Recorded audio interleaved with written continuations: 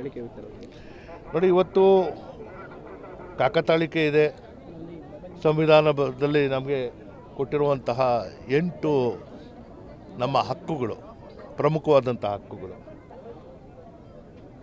ಮಾತಾಡುವಂಥ ಹಕ್ಕಾಗಿರ್ಬೋದು ಅಥವಾ ನಾವು ನಮ್ಮ freedom of expression, freedom of speech ಇದೆಲ್ಲ ಹೇಳ್ತೀವಿ.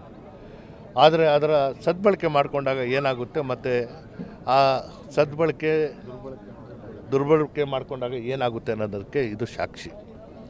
ಗುತ್ತಿಗೆದಾರರ ಹತ್ರ ಹಣ ಕೇಳಿರುವಂಥದ್ದು, ಬೆದರಿಕೆ ಹಾಕಿರುವಂಥದ್ದು, ಜಾತಿ ನಿಂದನೆ ಮಾಡಿರುವಂಥದ್ರಿಂದ ಇದೆಲ್ಲ ಆಗಿದೆ.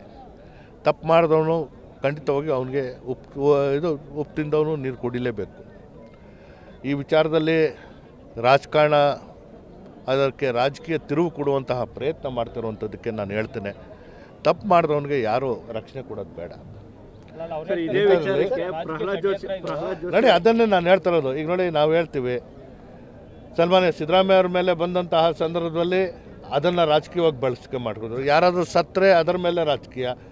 ಇದರಿಂದ ಏನಾಗ್ತಾ ಇದೆ ಅಂದರೆ, ಇದು ನಮ್ಗೆ ಯಾರಿಗೂ ಶೋಭೆ ತಂದು ಕೊಡುವಂಥ ಕೆಲಸ ಅಲ್ಲ.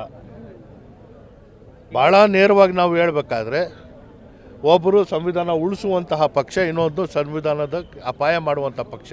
ಇದು ಭಾಳ ನೇರವಾಗಿ ಇವತ್ತು ಕ್ಲಿಯರ್ ಡಿವೈಡ್ ಆಗಿಬಿಟ್ಟಿದೆ.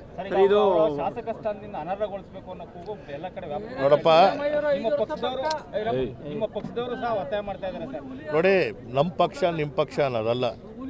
ಸಂವಿಧಾನಬದ್ಧವಾಗಿ ನಮ್ಮ ನಿಯಮಾವಳಿ ಪ್ರಕಾರ ಯಾರಾದ್ರ ಮೇಲೆ ಕ್ರಿಮಿನಲ್ ಮೊಕದ್ದಮೆ ಆಗಿ ಅವರಿಗೆ ಜೈಲು ಶಿಕ್ಷೆ ಆಗಿದ್ದಂತಹ ಸಂದರ್ಭದಲ್ಲಿ ಅವರು ಶಾಸಕರಾಗಿ ಮುಂದುವರಿಯೋಕ್ಕೆ ಸಾಧ್ಯ ಇಲ್ಲ. ಈ ಕಾರಣದಿಂದ ಇದರ ತೀರ್ಮಾನ ನಮ್ಮ ಸಭಾ ಅಧ್ಯಕ್ಷರಾಗಿರ್ಬೋದು ಅಥವಾ ರಾಜ್ಯಪಾಲರು ತಗೋಬೇಕಾಗುತ್ತೆ. ಈ ವಿಚಾರದಲ್ಲಿ ನಾನು ಹೆಚ್ಚಿನ ವಿಶ್ಲೇಷಣೆ ಮಾಡೋಕ್ಕೆ ಹೋಗಲ್ಲ. ನಡೆದಿರುವಂಥ ಘಟನೆ ಇದು ದುರಸ್ಕರವಾದಂತಹ ಸಂಗತಿ. ಇದು ಈ ರೀತಿಯ ಬೆಳವಣಿಗೆಗಳು ನಮ್ಗೆ ಯಾರಿಗೂ ಒಳ್ಳೇದು ಮಾಡಲ್ಲ.